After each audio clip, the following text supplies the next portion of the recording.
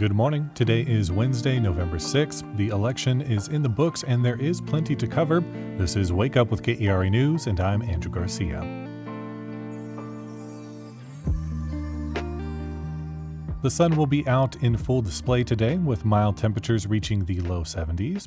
Overnight temperatures will drop to a chilly 56 degrees or so. Election day is over, but coming up we'll hear how non-voters made their voices heard this election season. The Associated Press has called the race, and Donald Trump will return to the White House as the 47th President of the United States. With a win in Wisconsin, Trump cleared the 270 electoral votes needed to clinch the presidency. Senator Ted Cruz won the Senate race against Colin Allred, and the GOP will control the U.S. Senate. Polls closed at 7 o'clock last night, and votes are still being counted across the country, with control of the House of Representatives still unclear as of this morning.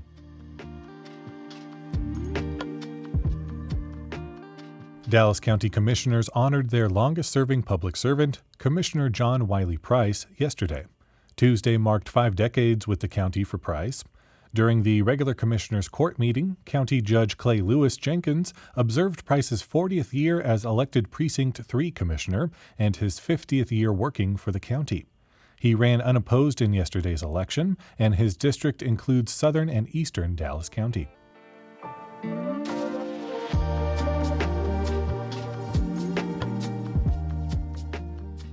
Immigration is once again a major election issue this year, both at the state and federal level, but immigrants themselves, especially ones who aren't citizens yet and therefore can't vote, are often left out of political conversations. KERA's Priscilla Rice reports on how some immigrants are getting involved and making an impact even if they can't vote. Susana Garcia can't vote yet, but that doesn't keep her from making an impact in her Northwest Dallas neighborhood. She calls herself a mamá de la comunidad, a mom of the community. Her home serves as a hub where her neighbors gather, and she runs a volunteer group on Facebook called Comunidad Rifas y Más. But as involved as she is, Garcia says politically, voices of immigrants like her who can't vote are being left out. No han pensado tanto en nosotros, que somos una comunidad que también tenemos voz. Even though politicians haven't thought about us, we have a voice, she says. She makes sure her 5 kids vote now that they're old enough.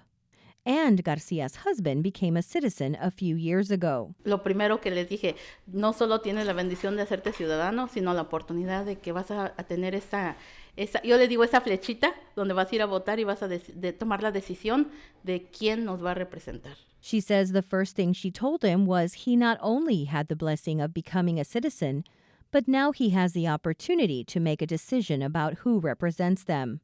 Like Garcia, Everardo Amaya doesn't allow his citizenship status to limit his civic participation.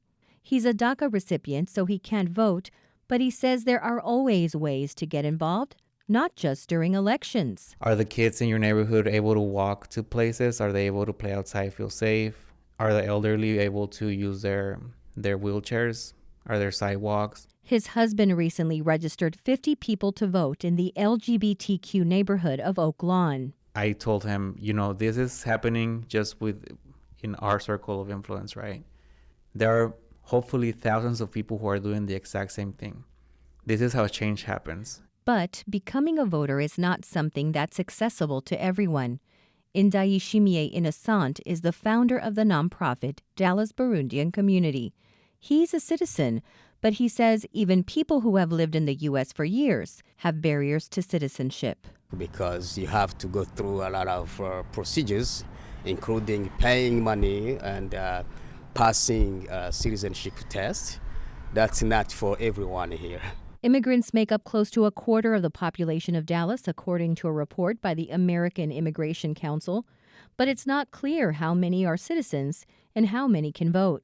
Regardless, Innocent says most immigrants pay close attention to elections.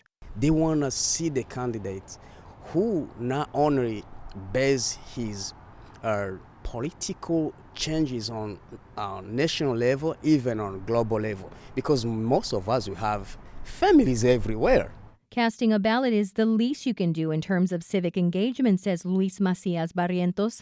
He's a community advocate and doctoral student at UT Arlington. And, like Amaya, he's also a DACA recipient.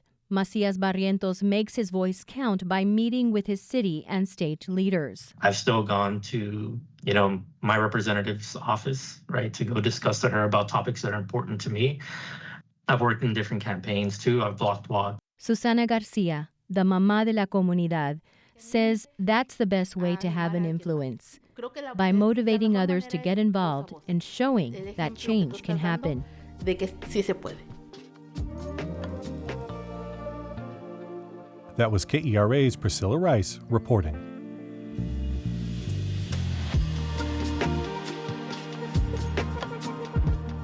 Watch the Dallas Mavericks play the Chicago Bulls at the American Airlines Center tonight. And if you're looking for more sports, it's not too late to get tickets to the Lapiplasty Pickleball World Championships going on through Saturday. Find more info at worlds.unitedpickleball.com.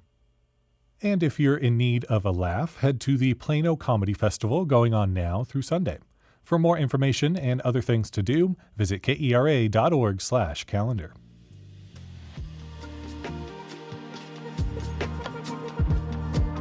Thank you so much for listening to Wake Up with KERA News. I'm your host, Andrew Garcia.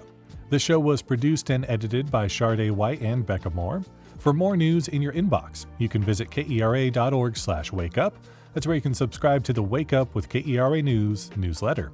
That's written by our colleague, Catherine Hobbs. Keep up to date with our election coverage at keranews.org/elections and on your KERA app. Connect with us on Facebook, Instagram, and TikTok at KERATX. Take care of yourself, and we'll see you tomorrow.